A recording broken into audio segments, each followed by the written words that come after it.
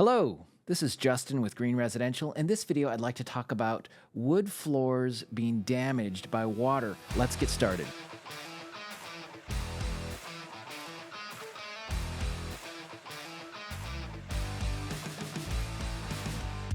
There is a possible situation where your wood floors could be in contact with water and becoming damaged over time without you even knowing it. So what we're looking at is a hardwood floor with water damage. Now, this is a slab-on-grade construction. In other words, there's no basement or crawl space underneath this floor, and this hardwood floor has been glued down to this slab. You can also see that there's other parts of the floor that look to be in decent shape. Now, the damaged part of this wood floor is below a window, so the window could be the source of the problem. Water could be entering in from the window and over time doing damage, although there is no evidence of water damage on the wood windowsill, nor the drywall, nor the baseboard at the time of this recording. Now, maybe there was and it was just repaired.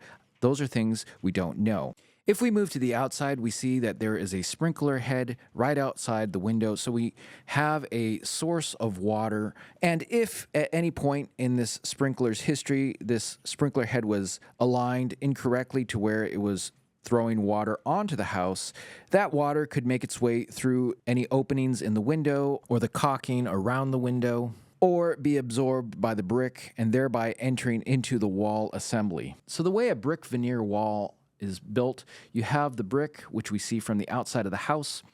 However, if you had x-ray vision and you were able to see through that brick, you would see that there is a gap. That air gap is usually about an inch wide, and it's important because it allows any potential water that could migrate through that brick wall or enter through some opening to flow down to the base of the wall. Now, this is important. At the base of the wall, there should be weep holes. Water is intended to escape back to the outside from those weep holes. Now, what happens over time is we put mulch around our house or we garden around our house and we build up the soil above those weep holes. So any potential water that gets behind that brick wall or that brick veneer is unable to escape. So this is where the slab on grade meets the brick veneer wall, this line right here.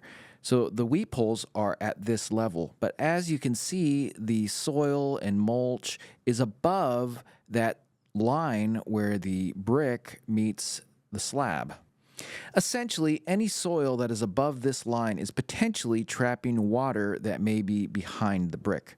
So if we go back to the inside of the house, you can see that this damage exists right where there's a sprinkler and where the soil is higher than it should be, which is potentially trapping any water that could be getting behind that brick into the wall assembly from escaping back to the outside.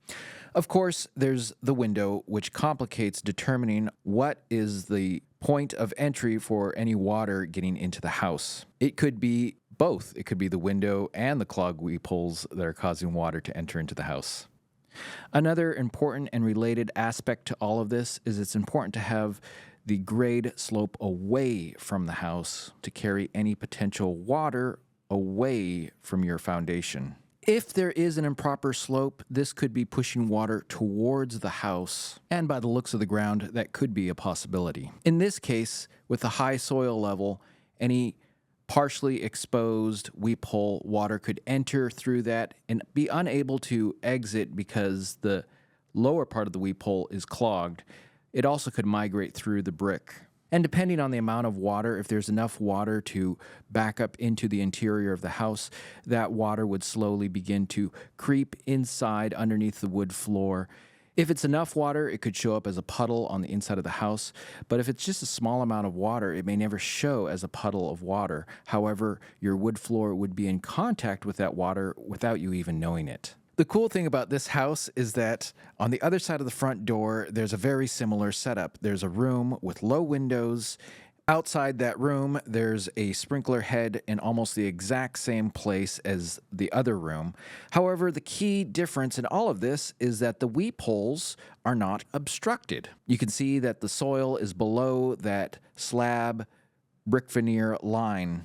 And the hardwood floors do not have water damage on them. So while this is only anecdotal evidence, it does highlight the importance of keeping the weep holes around your house clear and having the grade slope away from the house. It's recommended to try to keep a 4-inch gap between the grade and that slab/brick veneer line. Of course, this is not always possible, but what you do not want is to have those weep holes clogged. Well, I hope this video has been helpful. We put out videos like this on a regular basis. They include simple repairs that many homeowners can do. They also include house knowledge, such as this. So if you're not a subscriber, I recommend hitting that subscribe button. If you found this video helpful, I recommend hitting that thumbs up button. I'm so glad you caught this video. I hope you catch my next one. Have a great day, and bye for now.